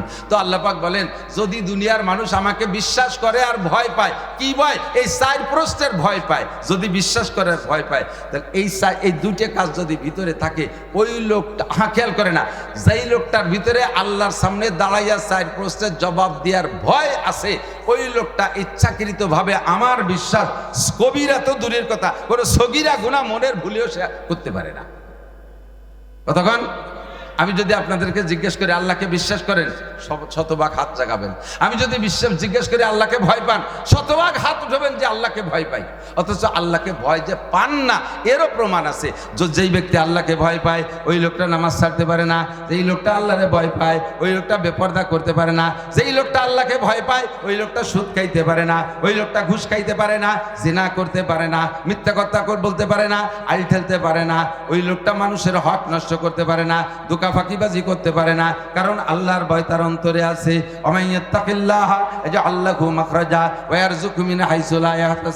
আর যে ব্যক্তি আল্লাহকে ভয় পায়, যার ভিতরে আল্লাহর ভয় আছে, যার অন্তরে, আল্লাহ পাক রব্বুল আলামিন তাকে অদৃশ্য থেকে রিজিকের ব্যবস্থা করে দেয়, আর তাকে সকল প্রকার বিপদ থেকে পরিত্রাণের দরজা খুইলা দেয়। এটা হলো তাকওয়ার বিনিময়। এজন্য আমি আপনি যদি এই ভয় পাই আর বিশ্বাস করি, আল্লাহ আসমান থেকে রহমত, জমিন থেকে বরকতের দরজা খুলে দেবে শান্তি। পক্ষান্তরে আমার ভিতরে এই গুণগুলো না থাকার কারণে আল্লাহ পাক বলেন, যাহারাল ফাসাদু ফিল বাররি ওয়াল বাহরি বিমা কাসাবাত আইদিন নাস। যা বলছি কোরআন থেকে বলছি, যা বলছি হাদিস থেকে বলছি। আমার আপনার যদি মতের খেলাফ হয়, বিপক্ষে পড়ে যায়, তাহলে কি বলেন, আমার মতকে তৈরি করতে হবে কোরআন হাদিসের পক্ষে। কোরআন হাদিসের সাথে বিদ্রোহ করা যাবে? একটু বলেন, যাবে? মানি না হুজুর, ওগুলো বাদ দেন। অনেকে আছে শ্রোতাদের ভিতরে স্থানীয় প্রভাব হোক, দলীয় প্রভাব হোক, ক্ষমতার বলে হোক, যদি কোরআন হাদিসের বয়ানটা তার বিপক্ষে পড়ে যায়, উনি মনে করে যে হুজুর নিজের পক্ষ থেকে এগুলো বলতেছে। আমার আপনার চাইতে ভয় বেশি আছে। আমি বানায় আপনাকে ঠকানোর জন্য, আপনাকে হিট করার জন্য আমি শক্ত কথা বলবো, কিয়ামতের ময়দানে জিব্বাটা টানিয়ে আপনাদের সামনে পিছনে পেরেক দিয়ে আমারে ঝুলিয়ে রাখা হবে। এ ভয় আমার অন্তরে আছে। কাজে আমি কেউ উত্ত্যক্ত করার জন্য বলবো না, বাস্তবটা বলার চেষ্টা করি। খেয়াল করেন, যাহারাল ফাসাদু ফিল বাররি ওয়াল বাহর বিমা কাসাবাত আইদিন নাস। নবী পাক বলেন, আল্লাহ পাক বলেন, জগতে যত আযাব, গজব, বালা, মুসিবত, আপদ, বিপদ, ব্যক্তি জীবনে, পারিবারিক জীবনে, সামাজিক জীবনে, অর্থনৈতিক জীবনে, রাজনৈতিক জীবনে, আন্তর্জাতিক জীবনে, সর্বক্ষেত্রে যত আযাব, গজব, বালা, মুসিবত আসতেছে আর দেখতেছো, এগুলো তোমাদেরই হাতের কামাই, এগুলো তোমাদের কর্মফল। একটা আমি এভাবে দেই নাই, বান্দাকে আমি এজন্য বানাই নাই যে তোমাদেরকে আযাব গজব দিয়ে ধ্বংস করে দেব।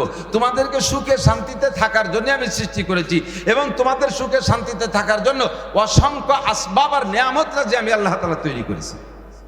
আমাদের প্রয়োজনীয় আসবাব জগতে অ্যাভেলেবেল আছে না নাই? কথা বলেন, আছে। যা যা দরকার সবই আল্লাহ তাআলা সৃষ্টি করেছেন, কিন্তু তার ভিতর দিয়ে আমাদের অশান্তির শেষ নেই। এই অশান্তি কেন আসে? অশান্তি কেন আসে? সদর শাহবুজুর রহমাতুল্লাহ আলাইহি ছোট্ট একটা বই লেখছেন, শামসুল হক ফরিদপুর রহমাতুল্লাহ আলাইহি, প্রলয়ঙ্কারী ঘূর্ণিঝড়ের কারণ কি। আগে, এখন তো ঝড়ের নাম দেয় প্রত্যেকবার, নতুন নতুন যে ঝড় আছে, আমপান, আইলা, বুলবুল, ফানি, নার্গিস, সিডার, সুনামি, এগুলো নাম দেয় না? আমাদের ছোটবেলায় এত নাম ছিল না, সব মিলিয়ে ঝড়ের নাম ছিল ঘূর্ণিঝড় আর কালবৈশাখী ঝড়। তো সদস্যাবুদুর সেই আমলের মানুষ, উনি জিজ্ঞেস করছে, বই লেখছে, বইয়ের নাম দিয়েছে প্রলয়ঙ্কারী ঘূর্ণিঝড়ের কারণ কি। এই যে বিশাল বিশাল ঘূর্ণিঝড় হয়, এর কারণ কি? তখন বিজ্ঞানীরা জবাব দেয়, সাগরের ভিতরে জলবায়ু উত্তপ্ত হইয়া পাকের সৃষ্টি হয়, এই পাকের থেকে ঘূর্ণিঝড় হয়। জিজ্ঞেস করা হলো ভূমিকম্পের কারণ কি? কয় যে মাটির নিচে থেকে মানুষে পানি বের করে ফেলতেছে, এই ডিপ টেবল আর সেলো টেলো দিয়ে এই পানি বের করতে করতে তলে ফাঁকা হয়ে যায়, সেটা জাকি মেরে বসে পড়ে, এর নাম হলো ভূমিকম্প। তো বাংলাদেশের মাটির তলেতে কট্টুক পানি বের করে, পানির দেশ, পানি আর পানি। এত পানির মধ্যে কটটুক পানি বের করলে তলে ফাঁকা হয়ে যায় যে জাকিতি ভূমিকম্পে বসে পড়বে। সৌদি আরব মধ্যপ্রাচ্যের দেশের থেকে যে পরিমাণ তেল অবিরাম বের করতে আছে, যে পরিমাণ তেল বের করতেছে, সারা পৃথিবীর 800 কোটি মানুষের দৈনন্দিন যতটুক পানি পান করে, পান করা যে পানিটা 800 কোটি মানুষের যে পরিমাণ পানি মানুষে পান করে, তার চাইতে বেশি তেল জ্বালানি খাতে ব্যবহার হচ্ছে।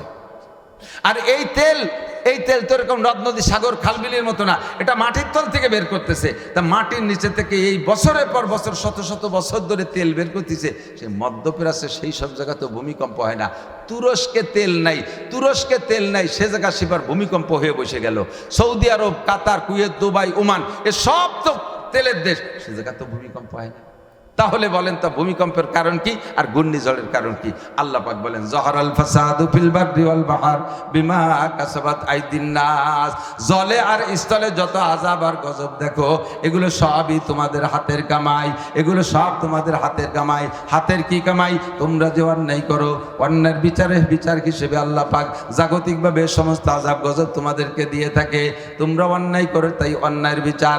নবী পাক সাল্লাল্লাহু আলাইহি সাল্লাম বলেন, আমার দিক তাকান, তোমাদের উপরে 4টি গজব মুখস্থ রাখবেন, 4টি গজব। এই 4টাই আল্লাহর পক্ষ থেকে গজব। বলবো এই 4টি গজবের 3টি কারণ, 4টি গজবের 3টি কারণ। 4টি গজব আগে, গজব 4টে বলি, কারণ 4টে আগে লিখছে যদিও, কিন্তু আমি গজব 4টে আগে বলি। গজব 4টি হলো, 1 নম্বরে বিল কাহতে মিনাজ জামান। দুনিয়ার সব কিছু আছে, সব কিছু থাকছে, সব কিছুর উপস্থিতিতেও মানুষ অভাবের মধ্যে পড়ে যাবে, মানুষ অভাবের মধ্যে পড়ে যাবে। লক্ষ্য করেন, এই যে তেল চোখের সামনে দেখতেছি, তেলটাই বর্তমানে হয়েছে বড় ইস্যু। সারা দুনিয়ায় তেল সংকট। মূলত যেই পরিমাণ তেল উঠছিল সেই তেল উঠতেই আছে, এবং আগের থেকে অ্যাডভান্স এত তেল ডিপোজাত করে রাখছে তেলওয়ালারা, যাতে আরো আগামী 20 বছর যদি 1 ফুট তেলও মাটির নিচে থেকে না উঠায়, তবুও তেল সংকট হওয়ার কথা না। এই পরিমাণ তেল অ্যাভেলেবেল করে রাখছে, অথচ দেখেন পাম্পে তেল নেই। বিল কাহতে মিনাজ জামান, হুজুর বলেন দুনিয়ার মানুষের উপর আল্লাহ তাআলা অভাব চাপিয়ে দিবে। খাদ্য অভাব, তেলের অভাব, কি বলা হয়, পোশাকের অভাব, সব অভাবে তোমাদেরকে ঘিরে ধরবে। বিল কাহতে মিনাজ জামান। 2 নম্বরে ওয়াল জোরে মিনাজ সুলতান। 2 নম্বর গজব এটা, তোমাদের উপরে জালেম শাসক আসবে, ডোনাল্ড ট্রাম্প আসবে, নেতানিয়াহু আসবে, তোমার দেশের ভিতরে পালাক্রমে পাল্টাইয়া জালেম শাসক আসবে, কোনোভাবে ঠেকাতে পারবে না। জালেম শাসক আসবে, এ দল ও দলের জালেম বলবে। যখন আওয়ামী লীগ ক্ষমতায় ছিল, বাকি সব দল তাদেরকে জালেম বলতো। এবার আওয়ামী লীগ চলে গেছে, আর এক দল আসছে, এবার আওয়ামী লীগরা বা অন্য দলালা তাদেরকে জালেম বলবে। এই জালেমের হাত থেকে দুনিয়ার মানুষ বাঁচতে পারবে না। জোরে মিনাস সুলতান। 3 নম্বরে বল খিয়ানাতে মিন উলাতিল আহকাম। তোমাদের বিচারকরা বিচার বিক্রি করবে, বিচার জগতে খেয়ানত করবে, বাস্তব যেটা সম্পূর্ণকে উল্টোই দেবে, বাস্তবকে সম্পূর্ণ উল্টোই দেবে পয়সা খাইয়া। নির্বাচনে জিতবে একজন, ঘোষণা হবে আর একজনের নাম। পয়সা খেয়ে সে জায়গা উল্টো পাল্টা হয়ে যাবে। ফাঁসির রায় হবে একজনের নামে, অন্যায় করেছে জেনুইন অপরাধী, পয়সা খেয়ে তাকে বেকসুর খালাস করে দেবে, আর নিরপরাধীকে সেখানে ফাঁসি দিয়ে দেবে। এটা সব পয়সার বিনিময় চলবে, বিচার বিক্রি হতে থাকবে। এটা খোদার গজব। 4 নম্বর হলো ওয়াল খিয়ানাতে মিন উলাতিল আহকাম ওয়া রাসূলাতে মিনাল আদু। সারা পৃথিবীর সমস্ত কাফেররা ঐক্য হইয়া একদল হবে, মুসলমানদেরকে ঘিরে ধরবে, মুসলমান পালানোর জায়গা খুঁজে পাবে না। চতুর্দিক দিয়ে মুসলমানরা ঐক্য হইয়া মুসলমানদেরকে ঘিরে ধরবে। দেখেন আমাদের বাড়ির পাশে ভারত, আমাদের বাড়ির পাশে ভারত, মাঝখানে পাকিস্তান, মাঝখানে আফগানিস্তান। আমেরিকাওয়ালা ডাক দেয়, ভারত ইসরায়েলের পক্ষ নেয়, ইসরায়েলের ডাকে ভারত সাড়া দেয়। সেই বাড়ির পাশে বাংলাদেশ যদি বিপদে পড়ে, ভারত আমাদের ডাকে সাড়া দেয়। মুসলমান যখনই কোনো জায়গা বিপদে পড়ে, সারা পৃথিবীর সমস্ত কাফের এক হয়ে যায়। প্রমাণ আছে না নাই? এটা হলো রাসূলাতে মিনাল আদু। হুজুর বলেন এই 4টে গজব আসার 3টে কারণ। 1 নম্বরে ইজা আবগাজাল মুসলিমুনা উলামাহুম। বলবো এই 4 গজবের কারণ 3টে, এই 4টে হলো গজব, কারণ হলো 3টা। 1 নম্বরে ইজা আবগাজাল মুসলিমুনা উলামাহুম। কাফেরদের কথা হুজুর বলেন নাই, হুজুর বলছি ইজা আবগাজাল মুসলিমুনা উলামাহুম। যখন দেখবা মুসলমানরা আলেমদেরকে সহ্য করতে, মাইক ঠিক করে রাখেন। আমি তো রাগারাগি করি না, সরল সোজা মানুষ। সিদ্দিকী সাহেব আছে, মাইক ভালো না বলে কিন্তু একেবারে বেকায়দার। ওলামায়ে কেরাম মনে রাখবেন, বলবেন জুমার দিন, তবে বলার ভিতরে আপনি খুব সতর্ক থাকবেন। সত্য কথা হক কথাও যদি বলেন তাহলে আরেকজনের গায়ে পড়ার সাথে সাথে সে সেটা মানতে রাজি না। মৌলবীরাও অতদিন ভালো যতদিন পর্যন্ত মৌলবীরা আমাদের পক্ষে কথা বলে, আমাদের পক্ষের রাজনীতি করে, আমাদের মতের সাথে চলে, আমরা যা বলি তাই মেনে চলে, অতদিন মৌলবীরা ভালো। যখনই মৌলবীরা হক কথা কয় তাদের হকটা বুঝে নিতে যায়, সেই সময় মৌলবীকে 14 গোষ্ঠী উদ্ধারণী দেয়।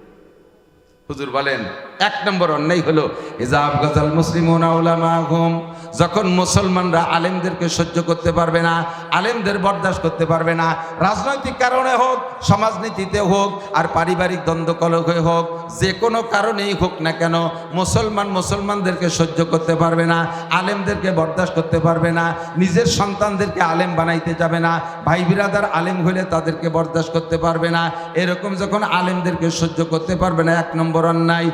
1 নম্বরে বিল ইজাব গজাল মুসলিমুনা উলামাহুম, 2 নম্বরে ওয়া আজহারু ইমারাত আসওয়াকিহিম ওয়া ইয়াতরুকুনা মাসাজিদাহুম ওয়া মাদারিসাহুম, মুসলমান হইয়া মসজিদ মাদ্রাসাকে ভ্রুক্ষেপ করবে না, জেনারেল প্রতিষ্ঠানে পয়সা দেওয়া, জেনারেল প্রতিষ্ঠানকে বড় বানানোর ব্যাপারে এর ভিতরে নিজের ক্রেডিট মনে করবে, বাজারে বড় বড় মার্কেট বানাবে, শহরে বড় বড় মার্কেট করে সেখানে সাইনবোর্ডটা নাইয়া সেটার কেউ না ক্রেডিটের বিষয় মনে করবে, অথচ মসজিদ মাদ্রাসা বাড়ির দ্বারা জীর্ণ শীর্ণ হয়ে পড়ে রয়েছে, সে জায়গা 2 টাকা দিতে চাইবে না। স্কুল বানাই দেওয়ার ভিতরে ভালো করে মনে রাখেন, হাই স্কুল আর কলেজ, হাই স্কুলে 6, 7 মেয়েরাও, ছোট মেয়েরাও পড়ে, 8, 9, 10 থেকে নিয়ে কলেজ বিশ্ববিদ্যালয় সহশিক্ষার যেই প্রতিষ্ঠানগুলো আছে, এ জায়গা যে মেয়েরা পড়ে, এরা কি সাবালেগ না নাবালেগ? একটু বলবেন, নাবালেগ না সাবালেগ? কলেজে তো 8-9 বছরে মেয়েরা পড়ে, বিশ্ববিদ্যালয়ে 7-8 বছরে মেয়েরা পড়ে, বিশ্ববিদ্যালয়ের ফাইনাল ইয়ারে যে মেয়েরা পড়ে ওদেরকে সময় মতো বিয়ে দিলে 7-8 বছরে পোলাপানের মা হয়ে যেত। কথা কন না? তো এইরকম শিয়ানা যুবতী মেয়ে আর ছেলে এক জায়গায় লেখাপড়া করে, পুরুষ আর মহিলা সবাই কি বোরকা পরে? কলেজে সবাই তো পর্দা করে না, কি বলেন? পর্দা করে? পর্দা করে না। তাহলে এই জায়গার সহশিক্ষার প্রতিষ্ঠানের ভিতরে শিয়ানা যুবক যুবতী ছেলে মেয়েরা অবিরাম বেপর্দা করে। এই বেপর্দা কি সগীরা গুনাহ না কবিরা গুনাহ? একটু বলবেন, সগীরা না কবিরা? কবিরা। আপনারাই বুঝে বলতেছেন তো নাকি আমি বলছি? বলছেন তো, এটা কি সগীরা না কবিরা?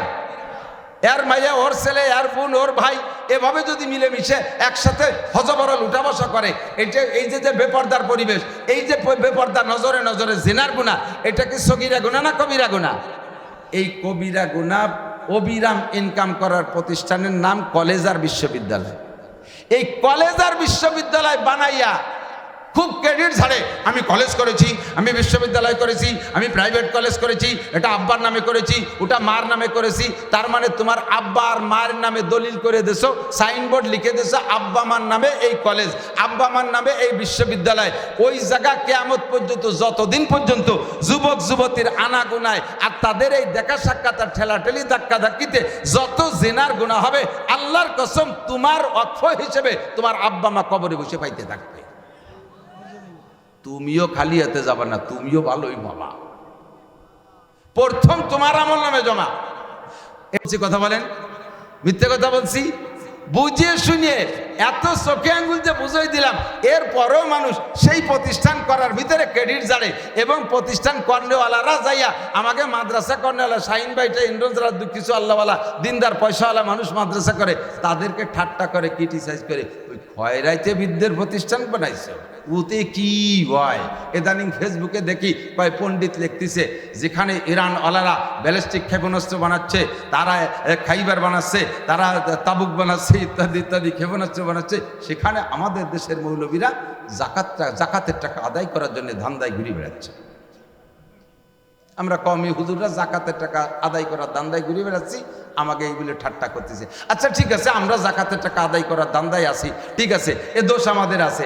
তা আমরা সরকারের সাইডে পয়সাও খাই না, সরকারি একটা টাকা আমাদের কওমি মাদ্রাসায় দেয় না, কাজেই এই বোমা বানানো আর বিমান বানানো আর রকেট বানানোর এই দায়িত্ব আমাদের গাড়ি উঠে দিতে আসো কে? এটা আমাদের দায়িত্ব না। তোমাদের পিছনে জেনারেল শিক্ষার পিছনে সরকার কোটি কোটি টাকা খরচ করে। বাংলাদেশের রাজস্ব ইনকাম যেটা তার 75%, 1 টাকায় 75 পয়সা, 100 টাকায় 75 টাকা সরকার দুইটা খাতে খরচ করে। একটা হলো কি বলা হয়, একটা হলো প্রশাসনিক কাজ নাকি সমরাস্ত্র, একটা হলো সমরাস্ত্র অস্ত্র শস্ত্র অর্থাৎ সেনাবাহিনী পুলিশ বিডিআর এদের জন্য, আর একটা হলো শিক্ষা খাত। এই জেনারেল শিক্ষা খাত আর ওই খাত, এই দুই খাতে 75 টাকা আর 25 টাকা সবার জন্য, আর 25 টাকা সাধারণ পাবলিক। তবে ওই 75 টাকার তো আমরা কওমি হুজুররা ভাগ পাই না, আর যে 25 টাকা তার তো আমরা সাইরিয়ানাও ভাগ পাই না, আমাকে দেয় না 1 পয়সাও। তো বোমা কয়টা আমাকে দিবা নাতি কৌকে? তোমাদের পিছনে সরকার সায়েন্স কলেজ, বিজ্ঞান কলেজ, প্রযুক্তি কলেজ, এত কলেজ বানায় 1 কোটি কোটি টাকা খরচ করতেছে।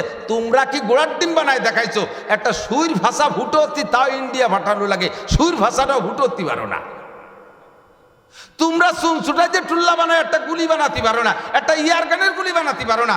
সরকারের লক্ষ লক্ষ কোটি কোটি টাকা তোমাদের পিছনে ঢালতেছে, একটা কিচ্ছু তোমরা বানাইতে পারো না। আর আমার মৌলবীরা সরকারি টাকা খায় না, তাদের কাছ থেকে বোমার রকেট বানানোর দাবি করো কে? এটা হলো উলামায়ে কেরামের প্রতি হিংসা, তাদের প্রতি বিদ্বেষের একটা আত্মপ্রকাশ। কথা বলেন ঠিক কি ঠিক না? এর কারণে তোমার পর গজব যে সারা দুনিয়ায় তেল থাকতেও পাম্পে তেল পাবা না, তেলের অভাব নাই, তেল পাবে না, বিল কহতে মিনাজ জামান। এই একটা কারণ। আল্লাহু আকবার। তবে একটা কথা আমি চ্যালেঞ্জ করে বলছি, আমরা জানিয়ে আসি, এতে আমরা সারা পৃথিবীর ভিতরে 1 নাম্বার। আমরা কওমি উলামায়ে কেরাম জানিয়ে আসি, আপনাদের কাছে যাকাত, ফিতরা, মান্নত, খয়রাত, মুষ্টি চাল, দান পান যা কালেকশন করি, আমরা খরচ করে কি করি? সারা পৃথিবীতে আমাদের এই জিম্মাদারিতে আমরা 1 নাম্বার। বিশ্বের সারা পৃথিবীর সবচাইতে বড় মুহাদ্দিস বাংলাদেশের হযরত মাওলানা আব্দুল মালিক সাহেব, আমাদের বাংলাদেশের সন্তান। সারা পৃথিবীর সবচাইতে সেরা হাফেজ, প্রত্যেক বছর প্রতিযোগিতায় বিজয়ী লাভ করেছে আমার বাংলাদেশের হাফেজ। আমরা যেখানে আছি এখানে আমরা 1 নম্বর আছি। তোমরা যে জায়গা আছো সে জায়গা তোমরা কয় নম্বর? তুমি তো নম্বরের মধ্যেই নাই। মাঝে মাঝে কই একটা গল্প একেবারে বাস্তব। এয়ারপোর্টে চট্টগ্রাম, ঢাকা থেকে চিটাগাং যাব, দেখি যে বাংলাদেশের টাইগাররা এক দল একেবারে রেডি হয়েছে, খুটু আর বৈঠি হাতে আছে, সব জায়গা পতাকা। আমি জিজ্ঞেস করলাম, ওরা আমার চেনে, ওরা আমার অজ শোনে, আইসে দোয়া আছে, হুজুর দোয়া করেন, আমরা একটু যাইতেছি। কোথায় যাচ্ছ? প্রথম যাচ্ছে শ্রীলঙ্কা, এরপরে পাকিস্তান, পরে ইন্ডিয়াতে বাড়ি আসবো। 3 দেশে আমাদের ম্যাচ আছে, 3 তারিখে 9 দিনের ম্যাচ। কি খেলা? ক্রিকেট খেলা। বাংলাদেশের টাইগাররা, এমপি মন্ত্রীরাও আছে, আওয়ামী লীগের আমলে এমপি মন্ত্রীরাও তাদেরকে বিদায় দেওয়ার জন্য আসছে মাঠে। আমিও দোয়া করলাম যে ঠিক আছে, যা, তোরা কোনোদিন কিছু আনতে পারিস না, এবার একটা কিছু নিয়ে আসিস। আমার সাথে যখন দেখা হলো, দোয়াই দিলাম। কোনো বিশ্বকাপ তো দূরের কথা, একটা আতল ভাঙ্গা 4 কাপও আনতে পারে না। কথা কন দিলাম, দোয়া টোয়া ওইরে চলে গেল। 9 দিনের ম্যাচ, তাহলে 10 দিনের দিন আমি খুঁজবো না, ওরা যেত না, ঠকলো। কোনো পেপার পত্রিকায় সারা শব্দ কিচ্ছু পাইনি। অথচ এখান থেকে যাইতেছে পার্সোনাল বিমানে, আলাদা বিমান। ওই বিমানে আর কেউ না, শুধুই প্লেয়াররাই যাইতেছে। শ্রীলঙ্কা, সেখান থেকে পাকিস্তান, সেখান থেকে ইন্ডিয়া। 10-12 দিন পরে খুঁজে খাজে না পাই, ওই খেলা দেখা পার্টি যারা, তার কাছে জিজ্ঞেস করলাম, এই টাইগাররা এই তারিখে যারা গেল, ওরা কি দিয়ে কি নিয়ে আসলো? যাওয়া তো আমি নিজেই দেখলাম, আসার তো কোনো খবর টবর পাইনি।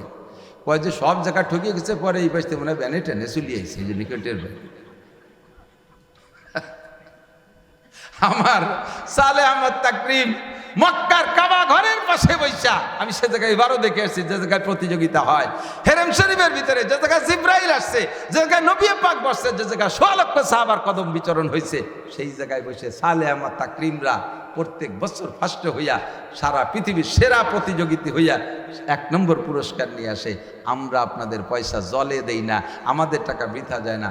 সর্বসেরা শেষ কথা হলো, আর কথা বলাবো না, চতুর্দিকে আজান হয়েছে, এখানে নামাজ হবে। সর্বশেষ কথা হলো যে আল্লাহর রহমতে আমরা এখান থেকে আপনাদের এমন সুসন্তান তৈরি করে দেই, যেই সুসন্তানগুলো আপনাদেরকে গালাগালি করে না, আপনাদের গালি দেয় না, আপনাদের মুরগি চুরিয়ে রেখায় না, আপনাদের মাইয়ে গিয়ে অপহরণ করে না, মাদ্রাসার কোনো ছাত্র মদ গাঁজা, অ্যাবা, ফেন্সিডিল, হিরোইন দিন খায় না, কথা বলেন খায়, জোরে বলেন খায় নাকি? এরা চুরি ডাকাতি লুচ্ছমি বদমাইশি করে না। এইরকম আদর্শবান মানুষ তৈরি করার কারখানা মাদারসা দিনিয়া কওমিয়া। আপনার সন্তানটাও যদি এরকম বানাইতে চান তাহলে জেনারেল পড়াবেন না তা বলছি না, জেনারেল পড়াবেন, মেধাবীডারে মাদ্রাসায় পড়াবেন, মাদ্রাসায় পড়াইয়া হাফেজ হবে, এরপরে তারা জেনারেল পড়াবেন। একজন হাফেজ, একজন আলেম যদি ডাক্তার হয়, ইঞ্জিনিয়ার হয়, বিজ্ঞানী হয়, একদিক দিয়ে আলেম হলো, অপর দিক দিয়ে সে ডাক্তার ইঞ্জিনিয়ার হলো, তাহলে উভয় দিকের লাভ হয়ে গেল না? কাজেই মেধাবীটাকে আগে কোরআনের শিক্ষা দেবেন, এরপরে তাকে জেনারেল পড়াবেন। তাহলে আল্লাহর রহমতে দিন ও দুনিয়ার উভয় জগতের কল্যাণ ও কামিয়াবি বাড়ি আসবে। আর শেষ ফিনিশিং আপনার সন্তান আপনার জানাজার ইমামতি করবে, এরকম একটা দামি জানাজা নিয়ে যাতে আপনি কবরে যেতে পারেন, এজন্য আপনার সন্তানটাকে দিন শিক্ষা দেবেন। এই মাদ্রাসার প্রতিষ্ঠাতা হযরত মাওলানা আব্দুল মান্নান সাহেব হুজুর রহমতুল্লাহ আলাইহি, হযরত বেঁচে থাকতে আমার মনে পড়ে আমি একবার এসেছিলাম এই মাহফিলে। হুজুর আমাকে অনেক ভালোবাসতেন। হুজুরের ছেলে বলতেছেন একবার আমার নামে একটা গুজব ছড়াইছে, আমি অ্যাক্সিডেন্ট করে মারা গেছি।